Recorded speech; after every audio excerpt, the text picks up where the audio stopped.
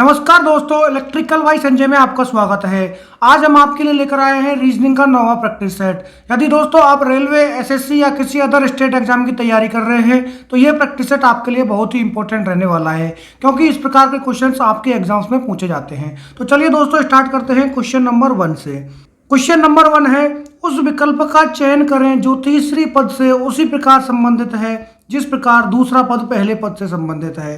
तो दोस्तों इसमें जो हमारा पहला पद जो दिया गया है, इन दोनों में जिस प्रकार से संबंध है वही संबंध दोस्तों हमें यहाँ पर जो 13/170 दिया गया है उसका क्वेश्चन मार्क से बताना है।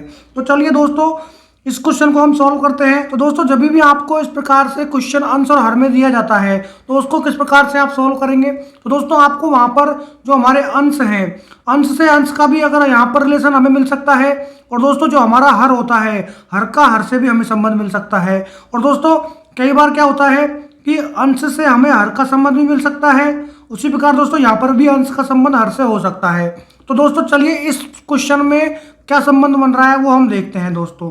तो दोस्तों अगर आप यहाँ पर देखेंगे 7 और 9 में, तो दोस्तों 7 और 9 में अगर आप देखते हैं तो कितने का अंतर आ रहा है, 2 का अंतर आ रहा है दोस्तों। उसी प्रकार से अगर हम 13 में अगर 2 का अंतर हम लिख देते हैं तो कितना हो जाएगा दोस्तों, 15 हो जाएगा। तो दोस्तों हमें यहाँ पर 15 ऑप्शन ए, बी और सी में दिखाई दे रहा है। लेकिन दोस्तों क्वेश्चन पूरा नहीं हुआ है।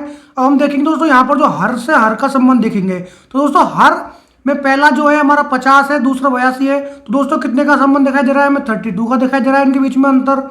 अगर दोस्तों हम 170 में 32 ऐड कर देते हैं तो दोस्तों हमारा कितना हो जाता है, 202 हो जाता है।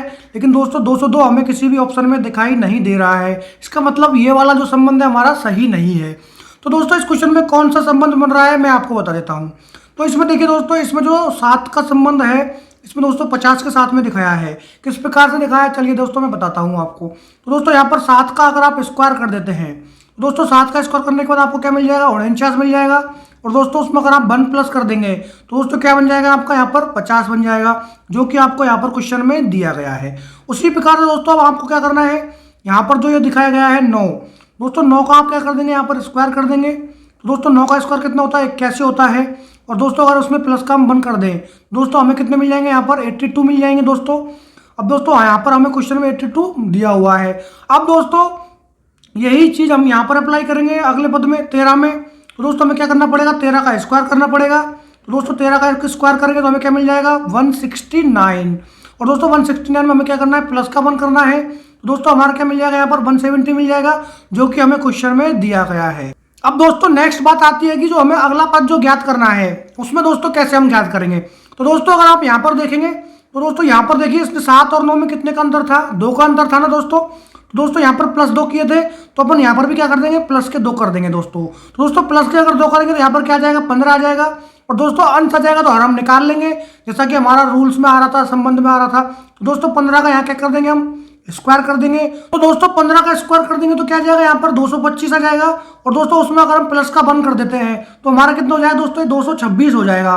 तो दोस्तों यहाँ पर हर में हम क्या लिख देंगे, 226 लिख देंगे। तो दोस्तों अब हमारा यहाँ पर क्वेश्चन मार्क जगह पर क्या आ जाएगा, 15/226 आ जाएगा। तो दोस्तों 15/226 हमें ऑप्शन बी में दिखाया गया है। दोस्तों ऑप्शन बी ही हमारा यहाँ पर क्या हो जाएगा दोस्तों, राइट आंसर हो जाएगा। तो दोस्तों आशा करता हूँ ये क्वेश्चन आपके समझ में आ गया होगा। तो दोस्तों ये जो क्वेश्चन है एसएससी सीपीओ में पूछा गया था। तो दोस्तों ये बहुत ही एक अच्छा क्वेश्चन है, इंपॉर्टेंट क्वेश्चन है। इस प्रकार के क्वेश्चन एग्जाम में पूछे जाते हैं। तो चलिए दोस्तों आगे बढ़ते हैं। क्वेश्चन नंबर 2, किसी निश्चित कूट भाषा में ब्रीदर को 29512859 लिखा जाता है, उस भाषा में एविएशन को कैसे लिखा जाएगा। तो दोस्तों यहाँ पर हमें जो ब्रीदर में जो कोड दिया गया है ये वाला, उसी प्रकार दोस्तों हमें वही संबंध फॉलो करके एविएशन में वो कोड ज्ञात करना है दोस्तों। तो चलिए दोस्तों इस क्वेश्चन को सॉल्व करते हैं। तो दोस्तों सबसे पहले हमें यहाँ पर दिया गया है ब्रीदर, और दोस्तों ब्रीदर का कोड देख लेते हैं हम पहले, VREATHER। तो दोस्तों सबसे पहले हम क्या करेंगे, यहाँ पर सबसे पहले हम दोस्तों यहाँ पर जो वर्णमाला क्रम के अनुसार इनके नंबर होते हैं उनको लिख लेंगे। उसके बाद दोस्तों हम इस कोड का कंपैरिजन करेंगे। तो दोस्तों हमारा बी जो है दोस्तों कितने नंबर पर आता है, 2 नंबर पर आता है। आर हमारा 18 पर आता है। ई हमारा 5 पर आता है। ए 1 पर आता है। 20 पर आता है हमारा टी। एच आता है 8 पर, और ई आता है दोस्तों हमारा 5 पर, और आर दोस्तों कितने पर आता है, 18 पर आता है। तो दोस्तों इस क्वेश्चन को आप सॉल्व करते हैं। तो दोस्तों अगर आप देखेंगे यहाँ पर पहले हमें दिया गया है 2। तो दोस्तों इसने बी का कोड सेम टू सेम लिखा है 2। अगला दोस्तों दिया है इसने 9। तो दोस्तों इसने 9 कैसे लिखा है? दोस्तों जो भी 2 डिजिट की संख्याएं हैं, तो दोस्तों 2 डिजिट की जो संख्या है उनको दोस्तों क्या कर रहा है, स्प्लिट करके ऐड कर रहा है। इसका मतलब इसने जो 1 + 8 करके इसको क्या कर दिया दोस्तों, यहाँ पर 9 कर दिया। उसी प्रकार दोस्तों अगला हमारा 5 दिया हुआ है, तो दोस्तों 1 डिजिट की संख्या को ये सेम टू सेम लिख रहा है। उसी प्रकार दोस्तों अगली भी हमारी 1 है, तो 1 को भी इसने सेम टू सेम लिखा है। अब दोस्तों अगली हमारी आ गई 20। तो दोस्तों ये 2 डिजिट की संख्या है, तो दोस्तों 2 + 0 करेंगे तो हमारा क्या बचेगा, हमारा 2 बचेगा, जो कि हमें अगले पद में दिया गया है। उसी प्रकार दोस्तों अगली भी हमारी सिंगल डिजिट की संख्या है, तो उसको भी इसने सिंगल डिजिट में लिखा है। दोस्तों 5 भी हमारे सिंगल डिजिट की संख्या है, तो उसको भी इसने सेम टू सेम लिखा है। उसी प्रकार दोस्तों अगला जो है हमारा R 18 पर आता है। 18 डबल डिजिट की संख्या है, तो दोस्तों डबल डिजिट को हम ऐड कर लेंगे 1 + 8 करके, तो 9 आ जाएगा। तो दोस्तों इसने यहाँ पर जो कोड दिया था हमारा ये वाला, ये कोड हमारा यहाँ हमने ज्ञात कर लिया है, ये वाला कोड। दोस्तों इसको किस प्रकार से बनाया है इसने, जो हमारा वर्णमाला क्रम के अनुसार दोस्तों ब्रीदर का इसने नंबर लिखा, और इसमें जो सिंगल डिजिट थे उनको सेम टू सेम लिखा, और डबल डिजिट कोड को दोस्तों इसने क्या किया, स्प्लिट करके उस संख्याओं को ऐड करके लिखा है। तो दोस्तों ये संबंध आपको समझ में आ गया होगा। अब दोस्तों मैं लिखता हूँ यहाँ पर एबिएशन का कोड। तो दोस्तों यहाँ पर एबिएशन में ए पहला हमारा 1 नंबर पर आता है। उसी प्रकार दोस्तों बी हमारा कितने नंबर पर आता है दोस्तों, 22 नंबर पर आता है। अगला हमारा दिया दोस्तों आई, वो आता है हमारा 9 नंबर पर। उसके बाद आता है दोस्तों ए आता है हमारा 1 नंबर पर। उसके बाद दिया दोस्तों टी, वो आता है हमारा 20 नंबर पर। उसके बाद दोस्तों दिया है आई आता है दोस्तों हमारा 9 नंबर पर। उसके बाद दिया दोस्तों हमें ओ, तो दोस्तों ओ आता है हमारा 15 नंबर पर। उसके बाद दिया दोस्तों एन आता है दोस्तों हमारा 14 नंबर पर। अब दोस्तों इसमें डबल डिजिट की संख्याएं कौन कौन सी है, एक हमारी 22 हो जाएगी, एक हमारी 20 हो जाएगी, एक हमारी 15 हो जाएगी, एक हमारी 14 हो जाएगी। तो दोस्तों हम क्या करेंगे, डबल डिजिट की संख्याओं को ऐड कर लेंगे स्प्लिट करके, और सिंगल डिजिट की संख्याओं को सेम टू सेम लिख देंगे। तो दोस्तों एक हमारी सेम टू सेम आ जाएगा, और 2 और 2 4 हो जाएंगे। यहाँ पर 9 को हम सेम टू सेम लिखेंगे, 1 को हम सेम टू सेम लिखेंगे। 20 में दोस्तों 2 + 0 करेंगे तो 2 हो जाएगा, 9 को 9 की जगह पर लिख देंगे। तो दोस्तों 15 को हम कैसे लिखेंगे, 1 + 5 करके ऐड करेंगे, तो दोस्तों ये 6 हो जाएगा। उसी प्रकार दोस्तों 14 को हम कैसे लिखेंगे, 1 + 4, तो ये हो जाएगा दोस्तों हमारा 5। दोस्तों हमारा कोड आ गया है 1491296 दोस्तों अगर आप ऑप्शन नंबर डी देखेंगे तो दोस्तों आपको यहाँ पर देखेगा 1491296। इसका मतलब दोस्तों हमारा ऑप्शन डी ही इसमें क्या हो जाएगा दोस्तों, राइट आंसर हो जाएगा। दोस्तों ये क्वेश्चन भी लास्ट ईयर रेलवे की एग्जाम जो हुई थी एनटीपीसी, उसमें ये क्वेश्चन पूछा गया था। बहुत ही आसान क्वेश्चन है दोस्तों। लेकिन दोस्तों बच्चे क्या करते हैं, जिस प्रकार आगे के 2 या 3 शब्द देख के या लास्ट के 2 या 3 शब्द देख के क्वेश्चन को सॉल्व कर लेते हैं और वो क्वेश्चन गलत हो जाता है दोस्तों। लेकिन दोस्तों आपको ऐसा नहीं करना है, सारे ही शब्द जो दिए गए हैं उनको आपको देखना है अच्छे से केयरफुली। 10 सेकंड या 20 सेकंड का ज़्यादा टाइम लगेगा तो कोई बात नहीं, लेकिन क्वेश्चन गलत नहीं होना चाहिए। तो चलिए दोस्तों आगे बढ़ते हैं। क्वेश्चन नंबर 3, एक निश्चित कूट भाषा में काइट को 9, मैजिक को 11 लिखा जाता है, उसी भाषा में FELICITATION को कैसे लिखा जाएगा। तो दोस्तों यहाँ पर हमें काइट का और मैजिक का एक कोड दिया गया है 9 और 11, उसी भाषा में दोस्तों जो यहाँ पर हमें ये दिया गया है ये शब्द फैसिलेशन, उसको कैसे लिखा जाएगा दोस्तों वो हमें बताना है। तो दोस्तों हमें यहाँ पर जिस प्रकार से काइट का 9 और मैजिक का 11 जो कोड दिया गया है, उसी प्रकार यहाँ पर जो ये शब्द दिया गया है हमें यहाँ पर उसी भाषा में इसका कोड बताना है दोस्तों। तो चलिए दोस्तों इस क्वेश्चन को सॉल्व करते हैं। दोस्तों जब भी हम इस प्रकार के क्वेश्चन सॉल्व करते हैं तो हम क्या करते हैं, वर्णमाला क्रम के अनुसार करते हैं। लेकिन दोस्तों अगर आप यहाँ पर देखेंगे वर्णमाला क्रम के अनुसार ऐड करने पर भी दोस्तों हमें ये 9 नहीं मिलेगा, क्योंकि दोस्तों के हमारा 11 पर आता है, आई हमारा 9 पर आता है, और टी हमारा 20 पर आता है, और ई हमारा 5 पर आता है। तो दोस्तों इन संख्याओं को ऐड करने पर एक बड़ी संख्या प्राप्त होती है, लेकिन 9 हमें प्राप्त होने वाला नहीं है। तो दोस्तों देखिए इस क्वेश्चन में किस प्रकार से संबंध बताया, चलो मैं आपको बताता हूँ। तो दोस्तों ये जो काइट हमारा जो है, काइट दोस्तों 4 शब्दों से मिलकर बना है, और दोस्तों 4 शब्दों से मिलकर बना है, और दोस्तों इसको हम क्या कर देंगे, 2 से अगर गुणा कर देते हैं तो दोस्तों हमें क्या मिलेगा, यहाँ पर 8 मिल जाएगा। और दोस्तों अगर उसमें प्लस का हम 1 कर दें तो हमें क्या मिल जाएगा दोस्तों, यहाँ पर 9 मिल जाएगा, जो कि हमें क्वेश्चन में दिया गया है। अब दोस्तों उसी प्रकार से अगर आप देखेंगे मैजिक में, तो दोस्तों मैजिक में कितने शब्द है, 5 शब्द हैं। तो दोस्तों 5 को अगर हम 2 से गुणा कर दें तो दोस्तों आपको क्या मिल जाएगा, यहाँ पर 10 मिल जाएगा। और दोस्तों उसमें अगर प्लस का अगर आप बनाप करते हैं तो दोस्तों आपको क्या मिलेगा, यहाँ पर 11 मिलता है, जो कि आपको क्वेश्चन में दिया गया है। तो दोस्तों आप जो काइट और मैजिक में जो संबंध हमने फॉलो किया है वही संबंध हमें इस शब्द में फॉलो करना है। तो दोस्तों अगर आप देखेंगे तो ये शब्द जो है हमारा 12 शब्दों से मिलकर बना है। तो दोस्तों 12 गुणा 2 कर देंगे हम, दोस्तों 12 दूना कितना हो जाएगा, हमारा 24 हो जाएगा। और उसमें अगर आप प्लस का 1 कर देते हैं तो दोस्तों आपको कितने मिल जाएंगे, यहाँ पर 25 मिल जाएंगे। तो दोस्तों इस शब्द का कोड हमारा क्या हो जाएगा, यहाँ पर 25 हो जाएगा। तो दोस्तों ऑप्शन सी में हमें 25 दिया गया है, तो दोस्तों ऑप्शन सी ही हमारा राइट आंसर हो जाएगा दोस्तों इसमें। तो दोस्तों ये हमारा जो कोड है वर्णमाला क्रम के अनुसार ऐड करने पर नहीं आया है। दोस्तों यहाँ पर किस प्रकार से दिमाग लगाया है इसने, देखिए जो हमारे शब्दों की संख्या थी उन शब्दों की संख्या को इसने 2 से गुणा किया और उसमें दोस्तों क्या कर रहा है, प्लस का वन कर रहा है। सभी जगह पर प्लस का वन कर रहा है, तो वही संबंध हमने दोस्तों यहाँ पर जो हमें शब्द दिया गया था उसमें लगा दिया। तो दोस्तों उसे सॉल्व करने के बाद हमें मिला 25। तो हमारा ऑप्शन सी इसमें क्या हो गया दोस्तों, राइट आंसर हो गया।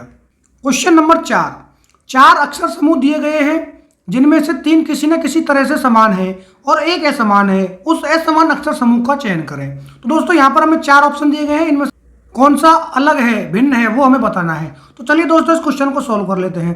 तो दोस्तों मैंने आपको बताया जब भी इस प्रकार के क्वेश्चन दिखाई दें आप वर्णमाला क्रम के अनुसार इन क्वेश्चनों को लिखेंगे। तो दोस्तों एफ हमारा कितने पर आता है, 6 पर आता है, और बी दोस्तों हमारा आता है 2 पर, और दोस्तों एल आता है हमारा 12 पर। अब दोस्तों आपको एक चीज देखने को मिल रही होगी, यहाँ पर एफ और बी जो है 6 और 2 पर आ रहे हैं। अगर दोस्तों इन दोनों संख्या को हम गुणा कर दें और दोस्तों इसको बराबर में लिखेंगे तो 12 आ जाएगा। इसका मतलब क्या हो रहा है दोस्तों, जो स्टार्टिंग की 2 शब्द हैं उनको वर्णमाला क्रम के अनुसार अगर हम गुणा करके लिख देते हैं तो हमें क्या मिल रहा है, तीसरा शब्द हमें प्राप्त हो रहा है। अब दोस्तों यही हम संबंध किस में लगाएंगे, ऑप्शन बी में। तो दोस्तों डी हमारा 4 पर आता है, अगला भी हमें डी दिया गया है वो भी 4 पर आएगा, और पी दोस्तों हमारे कितने पर आता है, 16 पर आता है। अब दोस्तों हमें क्या करना है, स्टार्टिंग के 2 शब्द को गुणा करना है और उसके बराबर में लिख देना है। तो दोस्तों 4 चौको 16 आ रहा है, इसका मतलब ये भी संबंध हमारा सही है। अब देखेंगे दोस्तों ऑप्शन नंबर सी को। तो पहला शब्द हमें दिया गया है 7, दूसरा दिया गया है हमें 3, और उसके बराबर में क्या आना चाहिए दोस्तों, 21 आना चाहिए। लेकिन दोस्तों 7 या 21 आना चाहिए, लेकिन बी दोस्तों हमारा 22 नंबर पर आता है। इसका मतलब ये हमारा यहाँ पर 22 दिया गया है, बी का कोड हमारा 22 होता है, लेकिन दोस्तों इन दोनों को गुणा करने पर आ रहा है 21। तो ये हमारे संबंध को फॉलो नहीं कर रहा है। लेकिन दोस्तों क्वेश्चन अभी कंप्लीट नहीं हुआ है, ऑप्शन नंबर डी भी देख लेते हैं। तो दोस्तों बी 2 नंबर पर आता है, उसको गुणा करेंगे हम, जैसे जे आता है हमारा 10 नंबर पर। तो दोस्तों 10 2 कितना हो जाएगा हमारा 20। तो दोस्तों टी हमारा 20 नंबर पर ही आता है। तो दोस्तों ये भी ऑप्शन हमारा सही है। इसका मतलब दोस्तों क्या हो जाएगा, ऑप्शन ए, ऑप्शन बी और ऑप्शन डी तीनों समान संबंध को फॉलो कर रहे हैं। लेकिन दोस्तों जो ऑप्शन सी है हमारा दोस्तों ये हमारे संबंध को फॉलो नहीं कर रहा है। इसका मतलब ये हमारा असंगत हो जाएगा, भिन्न हो जाएगा दोस्तों। और दोस्तों ऑप्शन सी हमारा इसमें राइट आंसर हो जाएगा। क्वेश्चन नंबर 5, निम्नलिखित श्रेणी में प्रश्न चिन्ह के स्थान पर आने वाली संख्या का चयन करें। तो दोस्तों यहाँ पर हमें एक सीरीज दी गई है और दोस्तों इसमें लास्ट में एक हमें क्वेश्चन मार्क दिया गया है, उसकी जगह पर क्या आएगा दोस्तों वो हमें बताना है। तो दोस्तों मैंने आपको यहाँ पर बताया हमेशा, या तो दोस्तों जब भी हम सीरीज का क्वेश्चन करेंगे तो उसमें देखेंगे डिफरेंस तो कोई संख्याओं का जो नहीं आ रहा है, लगातार कोई अभाज्य संख्या तो नहीं है, लगातार कोई यहाँ पर कोई स्क्वायर हो रहा हो, लगातार कोई क्यूब संख्याओं का हो रहा हो, या कोई लगातार अभाज्य संख्याएं भी हो सकती हैं। तो दोस्तों यहाँ पर अगर आप देखेंगे तो दोस्तों इन संख्याओं में अंतर हमें बहुत ज़्यादा दिखाई दे रहा है। इसका मतलब दोस्तों क्या हो रहा होगा, यहाँ पर या तो स्क्वायर हो रहा होगा संख्याओं का, या कोई संख्याओं का क्यूब करके कुछ ऐड किया होगा। तो चलिए दोस्तों इस क्वेश्चन को सॉल्व करते हैं। तो दोस्तों अगर आप देखेंगे ये जो 30 है, तो दोस्तों इसने 30 को किस प्रकार से लिखा है, देखिए दोस्तों 3 का क्यूब प्लस 3 अगर हम करते हैं तो दोस्तों क्या मिलेगा हमें, 3 का क्यूब होता है 27 और उसमें कर देंगे प्लस के 3 ऐड। तो दोस्तों हमें क्या मिल जाएगा, यहाँ पर 30 मिल जाएगा। दोस्तों हमें पहला पद मिल गया है। तो दोस्तों अगला हम देखते हैं 5 का क्यूब करके और उसमें क्या कर देंगे, 5 का प्लस कर देंगे। तो दोस्तों 5 का क्यूब होता है हमारा 125, और दोस्तों अगर उसमें प्लस के हम 5 कर देते हैं तो हमें मिल जाता है दोस्तों 130, जो कि हमें क्वेश्चन में दिया गया है। अब दोस्तों उसी प्रकार से क्या करेंगे, अब दोस्तों यहाँ पर देखिए आप, पहले इसने 3 लिया, उसके बाद हमने 5 लिया। अब दोस्तों इसने क्या कर रहा है, विषम संख्याओं को ही लगातार कर रहा है। इसका मतलब हम क्या कर देंगे, अब 7 का क्यूब कर देंगे और उसी में क्या कर देंगे, 7 ऐड कर देंगे दोस्तों। तो दोस्तों 7 का क्यूब अगर देखेंगे आप तो होता है हमारा 343, और दोस्तों उसमें अगर प्लस का 7 कर देते हैं तो हमारा मिल जाएगा 350 दोस्तों, जो कि हमें क्वेश्चन में दिया गया है।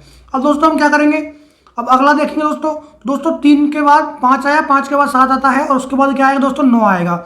दोस्तों यहाँ पर हम कर देंगे 9 का क्यूब प्लस के 9। दोस्तों जो है हमारा 9 का क्यूब होता है 729, और दोस्तों उसमें क्या करना है, हमें 9 ऐड करना है। दोस्तों यहाँ पर क्या हो जाएगा, हमारा बराबर में 738 हो जाएगा दोस्तों। तो दोस्तों क्वेश्चन मार्क की जगह पर क्या आ जाएगा, यहाँ पर 738 आ जाएगा। दोस्तों 738 हमें ऑप्शन ए में दिखाया गया है, तो ऑप्शन ए ही हमारा यहाँ पर क्या होगा, राइट आंसर होगा दोस्तों। क्वेश्चन नंबर 6, दिए गए पैटर्न का ध्यानपूर्वक अध्ययन करें और उस संख्या का चयन करें जो प्रश्न चिन्ह की जगह पर आ सकती है। दोस्तों यहाँ पर हमें एक पैटर्न दिया गया है और दोस्तों लास्ट में हमें यहाँ पर एक क्वेश्चन मार्क दिया गया है। दोस्तों क्वेश्चन मार्क की जगह पर क्या आएगा वो हमें बताना है। दोस्तों इस क्वेश्चन को बहुत अच्छे से देखिए आप, बहुत अच्छा क्वेश्चन है। इस प्रकार से सॉल्व किया मैं आपको बताता हूँ दोस्तों। तो दोस्तों इसमें अगर आप देखेंगे तो दोस्तों जनरली हम देखते हैं कि हम जो छोटी संख्याओं का संबंध हम किससे देखते हैं, बड़ी संख्या से देखते हैं। लेकिन दोस्तों अगर आप यहाँ पर देखेंगे तो दोस्तों 50 और 56 को हम ऐड करते हैं तो भी हमारा 106 बनता है, और 106 को भी हम अगर 3 4 2 से गुणा करते हैं तो भी हमारा 350 नहीं बन रहा है। इसका मतलब दोस्तों इसमें अलग संबंध हमें बताया गया है। तो दोस्तों इसमें क्या संबंध बताया मैं आपको बता देता हूँ। दोस्तों यहाँ पर क्या किया है इसने, 350 और 50 को दोस्तों क्या किया है इसने, डिवाइड किया है। तो दोस्तों 350 को इसने क्या किया गया है, यहाँ पर 50 से डिवाइड किया है। दोस्तों अगर आप इसको काटेंगे तो दोस्तों 50 को इससे काटेंगे तो आप कितने बार चल जाएगा इसका भाग, 7 बार इससे चल जाएगा दोस्तों। और दोस्तों इसने क्या किया है, इसमें 8 से गुणा कर दिया इसको उसके बाद में। तो दोस्तों क्या आ गया, यहाँ पर 56 आ गया, जो कि हमें यहाँ पर क्वेश्चन में दिया गया है।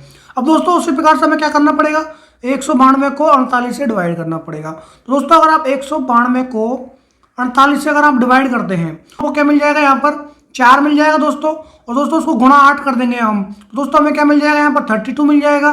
तो दोस्तों 32 हमें यहाँ पर दिया गया है क्वेश्चन में। अब दोस्तों यहाँ पर आपको क्या देखने को मिला है, इस संख्या को, नीचे वाली संख्या को हमने ऊपर वाली संख्या से डिवाइड किया, तो दोस्तों और उसमें क्या किया, गुणा 8 किया है, जो हमें शेष मिला उसमें। तो दोस्तों उससे हमारी संख्या आ गई, बीच वाली संख्या आ गई उसके हिसाब से। अब दोस्तों वही संबंध हमें यहाँ पर लगाना है। तो दोस्तों हमें यहाँ पर दिया गया है, इस संख्या को हमें क्या करना है, डिवाइड करना है। तो मान लीजिए मैं दोस्तों क्वेश्चन मार्क जगह पर क्या मान लेता हूँ, x मान लेता हूँ। और दोस्तों x को हमें क्या करना है, 30 से डिवाइड करना है। तो दोस्तों मान लीजिए 30 से डिवाइड कर देता हूँ, और दोस्तों उसके बाद हमें क्या करना है, जो संख्या प्राप्त होगी उसको 8 से गुणा कर देना है। और दोस्तों बराबर में हमें क्या मिलेगा, फिर 40 मिलना चाहिए। तो बराबर में हमें क्या मिल जाएगा दोस्तों, यहाँ पर 40 मिल जाएगा। तो दोस्तों मैं इसको डिवाइड करके काट लेता हूँ। तो दोस्तों 8 से 40 को काटेंगे तो 5 बार चल जाएगा भाग। और दोस्तों 30 को जब इधर हम भेजेंगे तो दोस्तों 3 पंजे 15 मतलब 150 हो जाएगा। तो दोस्तों x की वैल्यू यहाँ पर क्या आ जाएगी, 150 आ जाएगी दोस्तों। तो x के बराबर में दोस्तों यहाँ पर आ जाएगा 150। दोस्तों 150 हमें ऑप्शन बी में दिया गया है, इसका मतलब ऑप्शन बी ही हमारा क्या हो जाएगा दोस्तों, यहाँ पर राइट आंसर हो जाएगा दोस्तों ये बहुत ही एक इंपॉर्टेंट टाइप का क्वेश्चन था, जो हमें पैटर्न दिया गया था दोस्तों, उसको ध्यान पूर्वक अध्ययन करने के बाद पता चला कि यहाँ पर किस प्रकार से इस क्वेश्चन को सॉल्व किया है। दोस्तों इस प्रकार के क्वेश्चंस आपके लास्ट ईयर के एग्जाम में पूछे गए थे, और दोस्तों आशा करता हूँ कि इस प्रकार के क्वेश्चन और भी आपसे पूछे जा सकते हैं। क्वेश्चन नंबर 7, शिखा की तस्वीर को दिखाते हुए। तो दोस्तों यहाँ पर एक रक्त संबंध का क्वेश्चन दिया गया है। तो दोस्तों जब भी हम रक्त संबंध का क्वेश्चन करते हैं तो प्लस से दोस्तों हम मेल को, माइनस से हम फीमेल को दिखाते हैं, और दोस्तों समांतर वाले चिन्ह से हम पति पत्नी को दिखा देते हैं। तो चलिए दोस्तों इस क्वेश्चन में क्या बोल रही है, शिखा की तस्वीर को दिखाते हुए पारुल। मतलब दोस्तों मान लीजिए कोई ये शिखा है, शिखा को मैं दोस्तों ऐसे दिखा देता हूँ। दोस्तों शिखा की ये तस्वीर है, और दोस्तों पारुल बोल रही है। मान लीजिए दोस्तों कोई ये पारुल है, पारुल दोस्तों इस तस्वीर को दिखाते हुए बोल रही है, क्या बोल रही है, वह मेरे पिता के इकलौते बेटे की दादी है। तो दोस्तों वह मेरे पिता, दोस्तों पारुल के पिताजी कहाँ पर आ जाएंगे, यहाँ पर आ जाएंगे दोस्तों पारुल के पिताजी।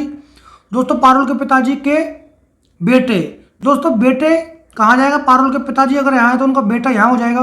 दोस्तों बेटे को मैं इस प्रकार से दिखा देता हूँ यहाँ पर आयत से। और दोस्तों क्या बोल रहे हैं, की दादी है। तो दोस्तों ये अगर उनकी दादी हो जाएगी, कौन, शिखा। दोस्तों अब इसने क्या पूछा है, तो शिखा पारुल से किस प्रकार से संबंधित है। अगर आप देखेंगे दोस्तों जो शिखा है इसकी दादी है, इनकी दादी है, और दोस्तों ये इनके पिताजी हैं। दोस्तों ये दोनों आपस में क्या हो जाएंगे, भाई बहन हो जाएंगे। तो मतलब ये इसकी बहन है और ये इसका भाई हो जाएगा, और ये इनके क्या हो जाएंगे, पिताजी हो जाएंगे पारुल के, और ये इनकी माताजी हो जाएगी। तो दोस्तों क्या संबंध यहाँ पर आपको देखने को मिल रहा है, तो ये दोस्तों शिखा जो है पारुल की दादी हो जाएंगी। दोस्तों अगर आप देखेंगे यहाँ से, ये इनके पिताजी थे यहाँ पर, और उनके ऊपर उनकी माताजी अगर हैं, मतलब इकलौते, इन्होंने बोला है दोस्तों इकलौते बेटे की दादी है। दोस्तों इकलौते बेटे हो गए और उनकी एक भाई बेटी भी है पारुल। तो दोस्तों शिखा क्या हो जाएगी, पारुल की दादी हो जाएगी। दोस्तों ऑप्शन ए में दिया गया है दादी, तो दोस्तों ऑप्शन ए ही यहाँ पर राइट आंसर हो जाएगा दोस्तों। क्वेश्चन नंबर 8, उस वेन आरेख का चयन करें जो निम्नलिखित वर्गों के बीच संबंध को अच्छा प्रतिनिधित्व करता है। तो दोस्तों यहाँ पर हमें 3 शब्द दिए गए हैं, डॉक्टर, न्यूरोसर्जन और महिला। तो दोस्तों हमें पहला शब्द दिया गया है डॉक्टर, और दूसरा शब्द दिया गया है दोस्तों न्यूरोसर्जन। तो दोस्तों दोनों में क्या संबंध है, तो दोस्तों जो न्यूरोसर्जन जो होता है, दोस्तों न्यूरोसर्जन जो होता है डॉक्टर के अंतर्गत आता है। दोस्तों डॉक्टर के अंतर्गत मैंने लिख दिया इसको। और दोस्तों तीसरा शब्द दिया गया है हमें महिला। दोस्तों महिला जो है डॉक्टर भी हो सकती है, और कुछ महिलाएं न्यूरोसर्जन भी हो सकती है। दोस्तों इसका संबंध किस प्रकार से बनेगा, कुछ कुछ का संबंध बनेगा कुछ इस प्रकार से। और दोस्तों महिला को मैं एम से यहाँ पर दिखा देता हूँ। तो दोस्तों न्यूरोसर्जन डॉक्टर के अंदर आ गया, लेकिन दोस्तों महिला जो है, सभी महिलाएं नहीं हो सकती न्यूरोसर्जन और डॉक्टर। इसका मतलब मैंने इसमें कुछ का संबंध बनाया है न्यूरोसर्जन और डॉक्टर में, क्योंकि कुछ महिलाएं डॉक्टर भी होंगी और कुछ डॉक्टर महिलाएं क्या होंगी, न्यूरोसर्जन भी होंगी। तो दोस्तों अब हमें देखना है, यही हमारा जो है संभावित एक वेन आरेख है, और दोस्तों इसी के हिसाब से देखना है हमारा कौन सा ऑप्शन इसमें सही है। दोस्तों ऑप्शन ए इसमें हमें इस प्रकार से नहीं दिखाई दे रहा है, ऑप्शन बी भी हमें नहीं दिखाई दे रहा है, ऑप्शन सी भी हमें इस प्रकार से दिखाई नहीं दे रहा है। दोस्तों ऑप्शन डी अगर आप देखेंगे तो दोस्तों सेम टू सेम इस प्रकार से बनता हुआ हमें दिखाई दे रहा है। इसका मतलब ऑप्शन डी ही हमारा इसमें राइट आंसर हो जाएगा। दोस्तों क्वेश्चन नंबर 9, दोस्तों यहाँ पर एक कथन निष्कर्ष का क्वेश्चन दिया गया है। तो दोस्तों यहाँ पर जितने भी हमें कथन दिए गए हैं वही हमें 100% सत्य मानने हैं। तो चलिए दोस्तों, पहला कथन दिया है हमें, सभी मोर हंस हैं। तो मान लीजिए दोस्तों, मोर को मैं एम से लिख देता हूँ, सभी मोर क्या है दोस्तों, हंस हैं। तो हंस को मैं लिख देता हूँ एस से, और आगे क्या दिया है दोस्तों, सभी तोते क्या है, हंस हैं। तो दोस्तों सभी तोतों के लिए मैं तोतों को मैं टी से दिखा देता हूँ, तो सभी तोते क्या है दोस्तों, हंस है। लेकिन दोस्तों मोर से उनका कोई संबंध नहीं है। तो दोस्तों आगे दिए गए हैं हमें निष्कर्ष। दोस्तों निष्कर्ष में क्या दिया है, पहला निष्कर्ष है कुछ तोते मोर हैं। तो दोस्तों यहाँ पर अगर आप देखेंगे तो दोस्तों तोते और मोर, दोस्तों इनमें कोई, हमारा दोनों में कोई संबंध नहीं है। तो दोस्तों ये जो बोल रहा है कुछ तोते मोर है, ये बिल्कुल गलत है। इसका मतलब हमारा जो निष्कर्ष बना है वो क्या हो जाएगा, गलत हो जाएगा। उसके बाद बोल रहा है दोस्तों कुछ हंस मोर हैं। तो दोस्तों कुछ हंस मोर है, सभी मोर हंस है, वो दोस्तों बिल्कुल कुछ हंस मोर हो सकते हैं। इसका मतलब हमारा निष्कर्ष दो सही है। उसके बाद दिया है दोस्तों कुछ हंस तोते हैं। दोस्तों जब सभी तोते हंस हैं तो कुछ हंस तोते हो सकते हैं। तो दोस्तों ऑप्शन नंबर जो है हमारा निष्कर्ष 3 भी हमारा क्या हो जाएगा दोस्तों, सही हो जाएगा। तो दोस्तों यहाँ पर जो हमें दिया गया ऑप्शन नंबर डी केवल निष्कर्ष 2 और 3 अनुसरण करता है। दोस्तों ऑप्शन डी ही हमारा यहाँ पर क्या हो जाएगा दोस्तों, राइट आंसर हो जाएगा। क्वेश्चन नंबर 10, गोपी, पीयूष, मोहन, राहुल, श्रेया, मोनिका एक पंक्ति में बैठे हैं। तो मान लीजिए दोस्तों ये कोई एक पंक्ति में बैठे हैं, 6 लोग हैं। तो मैं दोस्तों 6 यहाँ पर बैठा देता हूँ, 3, 4, 5 और 6। तो मान लीजिए दोस्तों 6 लोग इस प्रकार से बैठे हैं पंक्ति में। मैं लाइन बना देता हूँ दोस्तों इनके लिए। अब दोस्तों क्या बोल रहा है देखिए, श्रेया और मोनिका केंद्र में बैठी हैं। तो दोस्तों श्रेया और मोनिका अगर केंद्र में होंगी तो कहाँ होंगी दोस्तों, बिल्कुल बीच में होंगी। तो दोस्तों मैं श्रेया को यहाँ पर लिख देता हूँ एस से और मोनिका को लिख देता हूँ एम से। दोस्तों श्रेया और मोनिका बिल्कुल केंद्र में बैठी हुई हैं। आगे क्या लिख रहा है, गोपी और पीयूष किनारे पर बैठे हैं। तो मान लीजिए दोस्तों गोपी को मैं इधर किनारे पर बैठा देता हूँ और पीयूष को मैं इधर किनारे पर बैठा देता हूँ। अब क्या लिख रहा है दोस्तों, मोहन गोपी के बाईं ओर बैठा है। दोस्तों मोहन किसके बाईं ओर बैठा है, गोपी के। तो दोस्तों बाईं ओर किधर हो जाएगा, इसका इस साइड में हो जाएगा। दोस्तों क्या हो जाएगा यहाँ पर, जो मोहन है, मोहन को मैं लिख देता हूँ एम और एस से। दोस्तों मोहन किसके हो गया, गोपी के बाईं ओर हो जाएगा। दोस्तों हमारा कौन बचा, राहुल बचा। तो दोस्तों राहुल के लिए एक ही जगह बची है दोस्तों, यहाँ पर वो बैठ जाएगा। दोस्तों आगे क्या पूछा इसने, पीयूष के दाहिनी ओर कौन है। दोस्तों पीयूष का बायां हो जाएगा इस साइड में, और दोस्तों दायां किस साइड में हो जाएगा, इस साइड में हो जाएगा। तो दोस्तों यहाँ पर अगर आप देखेंगे आर, तो आर को दोस्तों हमने बताया राहुल को। तो दोस्तों इसके दाएं कौन बैठा है, राहुल बैठा है। इसका मतलब ऑप्शन डी में हमें राहुल दिया गया है। दोस्तों ऑप्शन डी हमारा क्या हो जाएगा, यहाँ पर राइट आंसर हो जाएगा। दोस्तों क्वेश्चन नंबर 11, अगर 1 जनवरी 2017 को रविवार था तो 31 दिसंबर 2017 को कौन सा सप्ताह का दिन होगा। तो दोस्तों यहाँ पर देखिए 1 जनवरी 2017 है।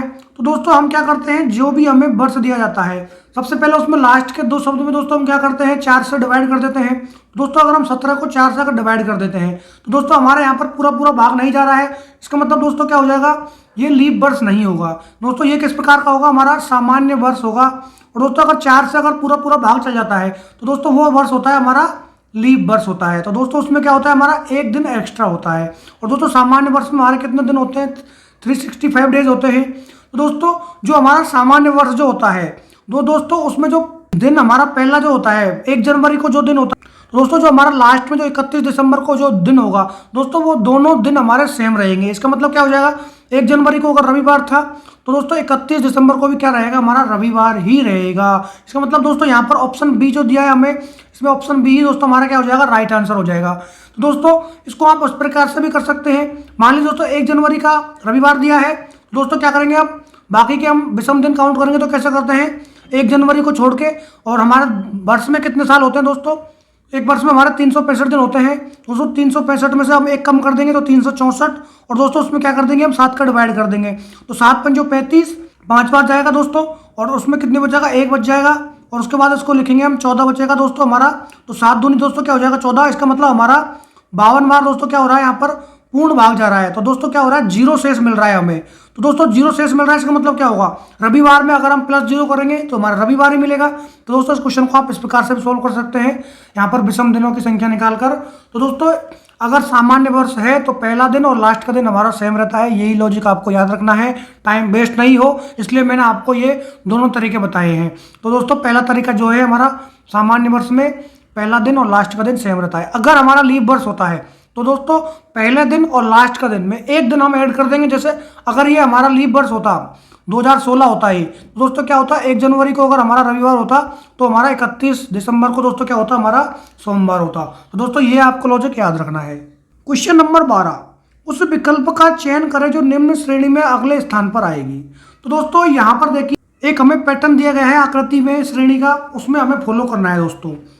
तो दोस्तों इसमें अगर आप देखेंगे तो यहाँ पर दोस्तों ऊपर देखेंगे तो आपको 4 यहाँ पर भुजाएं दिखाई दे रही होंगी। और दोस्तों इसमें अगर आप देखेंगे आगे यहाँ पर आपको कितनी दे रही है, 3 दिखाई दे रही है। अब हमें ऑप्शन में देखना है कि ऑप्शन में दोस्तों हमें क्या दिखाई देना चाहिए, ओनली यहाँ पर 2 ही भुजा दिखाई देनी चाहिए ऊपर में। तो दोस्तों अगर ऑप्शन ए अगर आप देखते हैं तो दोस्तों यहाँ पर तो आपको 3 दिखाई दे रही है, लेकिन दोस्तों ऑप्शन सी, ऑप्शन डी और ऑप्शन बी में हमें 2-2 दिखाई दे रही है। लेकिन दोस्तों क्वेश्चन अभी पूरा नहीं हुआ है। दोस्तों अगर आप यहाँ पर देखेंगे पहली आकृति में अगर आप देखते हैं तो यहाँ पर आपको 1, 2, 3, 4, 5 और 6 भुजाओं की एक आकृति दिखाई दे रही है। और अगले में दोस्तों आप देखेंगे तो 1, 2, 3, 4 और 5 भुजाओं की आकृति दिखाई दे रही है। तो दोस्तों अब आपको क्या करना है, आपको देखना है कि 4 भुजाओं वाली आकृति आपको किस में दिखाई दे रही है। तो दोस्तों ऑप्शन सी में देखेंगे तो यहाँ पर आपको 5 भुजाओं वाली आकृति दिखाई दे रही है। ऑप्शन बी में आपको 6 भुजाओं वाली आकृति दिखाई दे रही है। इसका मतलब ये ऑप्शन हमारे गलत हो जाएंगे। दोस्तों 4 भुजाओं वाली आकृति हमें दिखाई दे रही है ऑप्शन नंबर डी में। और दोस्तों हमारा ये इस प्रकार का डायग्राम यहाँ पर दिखाई दे रहा है। इसका मतलब ऑप्शन डी हमारा यहाँ पर क्या हो जाएगा दोस्तों, राइट आंसर हो जाएगा। तो दोस्तों ये पैटर्न आपके समझ में आ गया होगा किस प्रकार से इसने इसको सॉल्व किया है। क्वेश्चन नंबर 13, नीचे के प्रश्न की आकृतियों में दिखाए अनुसार कागज को मोड़कर काटने तथा खोलने के बाद वह किस उत्तर आकृति जैसा दिखाई देगा। तो दोस्तों यहाँ पर हमें कागज की आकृति दिखाई है जिनको मोड़कर और काटकर दोस्तों दोबारा खोलने पर किस प्रकार से दिखाई देगा वो हमें बताना है। तो दोस्तों यहाँ पर अगर आप देखेंगे दोस्तों पहले इस कागज को इसने यहाँ से आधा करके मोड़ा है, उसके बाद दोस्तों जो हमारा आधा कागज हो गया उसको दोबारा यहाँ से इसने मोड़ दिया है। और दोस्तों इसने क्या किया है, इस आकृति को यहाँ से एक बार काटा है और एक बार यहाँ से काटा है। तो दोस्तों अब हमें बताना है कि जब खोलेंगे हम तो उसको हमें आकृति किस प्रकार से दिखाई देगी। दोस्तों अगर आप देखेंगे यहाँ पर तो इसने को दोस्तों इसको इस प्रकार से काटा है। तो दोस्तों आधी आकृति को हम बनाएंगे तो इसके बाद इस प्रकार से खुलेगी। और दोस्तों उसके बाद में पूरा हम खोलेंगे तो दोस्तों ये क्या बन जाएगा, बीच में एक सर्किल बन जाएगा दोस्तों। और दोस्तों सर्किल आपको देखेंगे तो ऑप्शन ए में नहीं दिखाई दे रहा है, ऑप्शन सी में भी आपको सर्किल नहीं दे रहा है और ऑप्शन डी में भी आपको सर्किल यहाँ पर दिखाई नहीं दे रहा है। और दोस्तों इसने लास्ट में क्या किया है, आकृति को यहाँ से भी कट किया था। दोस्तों उसके बाद में हम आकृति को खोलेंगे तो हमारे यहाँ से भी इस प्रकार से कट हमें दिखाई देगा। और दोस्तों उसके बाद में इसका जो हमें पूरा पेज खोलते हैं आधा तो इस प्रकार से हमें कट दिखाई देगा। और उन दोनों कटों को हम मिलाएंगे तो हमें कागज कुछ इस प्रकार से बनता हुआ दिखाई देगा। तो दोस्तों ऑप्शन बी में ही इस प्रकार का हमें दिखाई दे रहा है। तो दोस्तों खोलने के बाद हमें ऑप्शन बी की जैसी आकृति दिखाई पड़ेगी तो ऑप्शन बी ही हमारा यहाँ पर राइट आंसर हो जाएगा दोस्तों। क्वेश्चन नंबर 14, निम्नलिखित आकृति में कितने त्रिभुज मौजूद हैं। दोस्तों यहाँ पर मैंने आपको बता रखा है दोस्तों, अगर आपको इस प्रकार की अगर आकृति दिखाई देती है तो दोस्तों आपको क्या करना है, डायरेक्ट ही 8 त्रिभुज मानने हैं। और दोस्तों अगर आपको इस प्रकार की आकृति अगर दिखाई देती है तो दोस्तों हमको क्या करना है, वहाँ पर सिंपली नंबर लिखने हैं जितने भी त्रिभुज बन रहे हैं उनमें, और दोस्तों उनको ऐड कर लेना है। तो दोस्तों यहाँ पर 1 और 2 को ऐड करेंगे तो कितना देंगे, हमारे 3। तो इस प्रकार की आकृति में हमें कितने त्रिभुज देखने को मिलेंगे, 3 त्रिभुज। तो चलिए दोस्तों इस क्वेश्चन को सॉल्व कर लेते हैं। तो दोस्तों पहली आकृति हमें यहाँ पर दिखाई दे रही है तो इसमें कितने हो जाएंगे दोस्तों, 3 त्रिभुज हो जाएंगे। उस प्रकार दूसरी आकृति हमें यहाँ पर दिखाई दे रही है तो इसमें भी 3 त्रिभुज हो जाएंगे। उसके बाद हमें यहाँ पर भी इस प्रकार की आकृति दिखाई दे रही है तो वो भी हमारे 3 त्रिभुज हो जाएंगे। और दोस्तों यहाँ पर भी अगर आप देखेंगे तो इस प्रकार की आकृति हमें दिखाई दे रही है तो यहाँ पर दोस्तों कितने हो जाएंगे, 3 त्रिभुज हो जाएंगे। लेकिन दोस्तों इसमें आपको एक और त्रिभुज एक्स्ट्रा देखने को मिल रहा है, वो त्रिभुज दोस्तों ये है। दोस्तों इसमें क्या हो जाएगा, एक त्रिभुज और ऐड हो जाएगा। तो दोस्तों इसमें अगर आप काउंट करेंगे त्रिभुजों की संख्या तो दोस्तों ऐड कर लीजिए 3, 3 दूना 6, 3 3 9, 3 6 12 और 1 13। तो दोस्तों यहाँ पर त्रिभुजों की संख्या कितनी हो जाएगी, 13 हो जाएगी। तो ऑप्शन ए में हमें 13 दिया गया है तो ऑप्शन ए ही हमारा यहाँ पर क्या हो जाएगा दोस्तों, राइट आंसर हो जाएगा। क्वेश्चन नंबर 15, दी गई आकृति में दाईं ओर दर्पण प्रतिबिंब रखे जाने पर आकृति की सटीक दर्पण छवि कौन सी होगी। तो दोस्तों यहाँ पर इसके दाईं ओर मान लीजिए कोई दर्पण रख दिया हमने इस साइड में, तो दोस्तों यहाँ पर इसकी दर्पण छवि हमें बतानी है किस प्रकार से होगी। तो दोस्तों दाईं ओर अगर दर्पण छवि हम रख देते हैं तो दोस्तों इसमें क्या होगा, जब भी दर्पण होगा तो दर्पण में दोस्तों जो लेफ्ट की साइड की जो है हमारी आकृति राइट साइड में चली जाएगी और राइट वाली हमें लेफ्ट साइड में दिखाई देगी। तो दोस्तों यहाँ पर अगर आप देखते हैं तो दोस्तों ये जो त्रिभुज है, त्रिभुज तो दोस्तों आपने को कुछ इस प्रकार से ही दिखाई देने वाला है। दोस्तों त्रिभुज हमें एकदम सीधा ही दिखाई देने वाला है इसमें। तो दोस्तों त्रिभुज हमें देखना है, तो दोस्तों ए में देखते हैं आप, तो त्रिभुज यहाँ पर उल्टा दिखाई दे रहा है तो ऑप्शन ए गलत हो जाएगा। और ऑप्शन बी में भी दोस्तों हमें त्रिभुज उल्टा दिखाई दे रहा है तो दोस्तों ऑप्शन बी भी हमारा क्या हो जाएगा दोस्तों यहाँ पर गलत हो जाएगा। तो दोस्तों यहाँ पर अगर आप देखेंगे ऑप्शन नंबर सी और डी, तो दोस्तों ऑप्शन नंबर अगर आप डी देखते हैं दोस्तों ऑप्शन डी में आपको दोस्तों यहाँ पर जो लाइनें हैं ये लाइन दोस्तों इस प्रकार से खड़ी वर्टिकल दिखाई दे रही है, लेकिन दोस्तों हमारे जो जो प्रश्न आकृति है उसमें ये जो लाइन है हमारे तीन जो है हॉरिजॉन्टल है, क्षैतिज है। तो दोस्तों इस प्रकार से ऑप्शन डी भी हमारा गलत हो जाएगा। तो दोस्तों जो हमारी दर्पण छवि होगी जो ऑप्शन सी हमें दिया गया है दोस्तों ऑप्शन सी की जो है हमारी दर्पण छवि हमारी इस प्रकार से दिखाई देगी। इसका मतलब है दोस्तों हमारा ऑप्शन सी यहाँ पर राइट आंसर हो जाएगा। क्वेश्चन नंबर 16, यदि किसी कागज को घन बनाने के लिए मोड़ा जाता है तो उस घन में स्टार के विपरीत में कौन सा चिन्ह होगा। तो दोस्तों यहाँ पर हमें क्या दिया गया है, एक घन दिया गया है, खुला हुआ घन दिया है और उसको दोस्तों बंद करने पर हमें बताना है कि दोस्तों जो हमारा ये जो है स्टार, इसके स्टार के विपरीत में दोस्तों कौन सी छवि आएगी। तो दोस्तों जब भी आप किस प्रकार के खुले पास से या जो घन होता है हमारा उसको जब बंद करेंगे तो विपरीत कैसे देखते हैं दोस्तों मैं आपको बता देता हूँ। तो दोस्तों जो भी हमारी सबसे बाहर वाली जो दो आकृति होती है वो दोस्तों एक दूसरे के विपरीत होती है, ये आपको ध्यान रखना है। उसके बाद दोस्तों आपको क्या करना है, यहाँ से देखना है जो ये हमारी पहली आकृति होगी उसके एक के बाद में जो आकृति होगी वो दोस्तों एक दूसरे के विपरीत होंगी। उसी प्रकार से दोस्तों यहाँ पर जो हमारी बची है ये स्टार, उसके जो बची कुछ आकृति दोस्तों क्या होगी हमारे उसके विपरीत में होगी। दोस्तों इसमें जो ऑप्शन नंबर बी दिया गया है तो दोस्तों ऑप्शन बी जो है हमारी आकृति जो होगी ऑप्शन बी वाली आकृति स्टार के हमारे विपरीत में होगी। दोस्तों ऑप्शन बी यहाँ पर हमारा क्या हो जाएगा, राइट आंसर हो जाएगा। क्वेश्चन नंबर 17, निम्नलिखित शब्दों को शब्दकोश में आने वाले क्रम के अनुसार लिखें। तो दोस्तों यहाँ पर हमें 5 शब्द दिए गए हैं, तो दोस्तों इनको शब्दकोश के अनुसार हमें लिखना है। तो चलिए दोस्तों क्वेश्चन को सॉल्व कर लेते हैं। तो दोस्तों अगर आप यहाँ पर देखेंगे तो सभी 5 शब्द में हमें ओ जो है कॉमन शब्द हमें देखने को मिल रहा है। तो दोस्तों ओ हमें यहाँ पर कॉमन मिल रहा है, लेकिन दोस्तों अगर आप देखेंगे तो दोस्तों शब्दकोश के अनुसार इसमें दोस्तों देखिए हमें एन दिखाई दे रहा है, एक्स दिखाई दे रहा है, बी दिखाई दे रहा है, पी दिखाई दे रहा है, लेकिन दोस्तों हमारा एन दोस्तों सबसे पहले आता है, लेकिन दोस्तों एन भी हमें 1 और 2 ऑप्शन में दिखाई दे रहा है। इसका मतलब दोस्तों हमें देखना पड़ेगा तीसरा शब्द अब इन दोनों शब्दों में। तो दोस्तों यहाँ पर जो है आई और एस में अगर आप संबंध देखेंगे तो आई दोस्तों हमारा सबसे पहले आता है। तो दोस्तों जो पहला नंबर का हमारा कहाँ जाएगा, फर्स्ट नंबर पर आ जाएगा, और दोस्तों 2 नंबर का हमारा कहाँ जाएगा दोस्तों, 2 नंबर पर आ जाएगा। अब दोस्तों हमें देखना है 3, 4 और 5 में संबंध। तो दोस्तों यहाँ पर एक्स, बी और पी दिखाया गया है। तो दोस्तों पी हमारा शब्दकोश में पहले आता है तो इसका मतलब 5वां हमारा तीसरे नंबर पर आ जाएगा। उसके बाद दोस्तों अगर आप देखेंगे तो दोस्तों बी हमारा शब्दकोश में पहले आता है, इसका मतलब 4 हमारा इसके बाद चौथे नंबर पर आ जाएगा, और यहाँ पर एक्स दिया गया है तीसरे नंबर पर, तो दोस्तों यहाँ पर तीसरा नंबर जो है हमारा 5वें नंबर पर आ जाएगा। तो दोस्तों यहाँ पर अगर आप देखेंगे तो ऑप्शन ए में आपको 1, 2, 4, 3 का क्रम हमें देखने को मिल रहा है, तो ऑप्शन ए ही हमारा दोस्तों यहाँ पर क्या हो जाएगा दोस्तों, राइट आंसर हो जाएगा। क्वेश्चन नंबर 18, दिए गए समीकरण को संतुलित करने के लिए किन 2 संख्याओं को परस्पर बदला जाना चाहिए। दोस्तों ये हमारा एक मैथमेटिकल ऑपरेशन का क्वेश्चन है, इनमें कोई 2 संख्या हमें बदलनी है और दोस्तों हमें बताना है कि ये समीकरण हमारा संतुलित हो जाता है क्या उन 2 संख्याओं से। दोस्तों पहला हम ऑप्शन ए को देख लेते हैं, 18 और 24 को बदलकर। तो दोस्तों 18 और 24 को बदल लेते हैं, तो पहला हमारा दिया गया 7 प्लस 24 की जगह पर दोस्तों क्या जाएगा 18 आ जाएगा। उसके बाद में दिया गया गुणा 3 माइनस 72, और दोस्तों 18 की जगह पर क्या लिख देंगे हम 24 लिख देंगे, तो बटे में 24 चल जाएगा और बराबर में दोस्तों हमारा क्या आना चाहिए 58 आना चाहिए। तो दोस्तों 24 से 72 को काटेंगे तो 24 दूनी 48, 24 3 72, 3 बार कट जाएगा ये, इन दोनों को गुणा कर लेंगे तो क्या जाएगा 54 आ जाएगा। और दोस्तों यहाँ पर क्या बचेगा 7 प्लस 54 माइनस का 3 बराबर में क्या बचेगा दोस्तों 58 आना चाहिए। तो दोस्तों 7 प्लस 54 करेंगे तो क्या हो जाएगा 61 माइनस के 3 बराबर 58। तो दोस्तों 61 में से 3 जाएंगे तो क्या बचेगा 58 बच जाएगा, बराबर में क्या है 58। तो दोस्तों यहाँ पर हमारा समीकरण संतुलित हो रहा है, इसका मतलब ऑप्शन ए ही हमारा क्या है दोस्तों यहाँ पर राइट आंसर है। तो दोस्तों यहाँ पर ऑप्शन ए हम राइट आंसर बना देंगे। क्वेश्चन नंबर 19, उस विकल्प का चयन करें जिसमें शब्दों के बीच वही संबंध है जो दिए गए शब्दों के युग्म के बीच में है। तो दोस्तों यहाँ पर हमें 2 शब्द दिए गए हैं, बैरोमीटर और दाब। तो दोस्तों यहाँ पर जो बैरोमीटर का संबंध दाब से है वही संबंध दोस्तों हमें बताना है। तो दोस्तों बैरोमीटर जो होता है, बैरोमीटर से दोस्तों हम दाब को मापते हैं, तो दोस्तों उसी प्रकार से हमें संबंध देखना है।